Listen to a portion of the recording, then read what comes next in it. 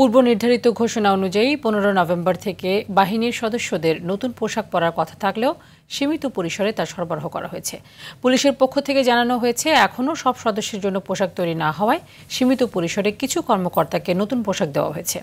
শুরুতে মেট্রোপলিটন ও বিশেষ ইউনিটের সদস্যরা পোশাক পাচ্ছেন, পরে ধাপে ধাপে পুলিশের বাকি সব সদস্যের কাছে পৌঁছে যাবে নতুন পোশাক। ডিএমপির মুখপাত্র জানান, এখন পর্যন্ত 20% পোশাক সরবরাহ করা হয়েছে। আগামী 30 নভেম্বরের মধ্যে বাকি পোশাক সরবরাহ করা হবে। জুলাই অভ্যুত্থানে নানা কারণে সমালোচনার মুখে পড়ে পুলিশ বাহিনী। দাবি ওঠে বাহিনীর সংস্কার ও পোশাক পরিবর্তনের। পরে নতুন পোশাক অনুমোদন করে সরকার।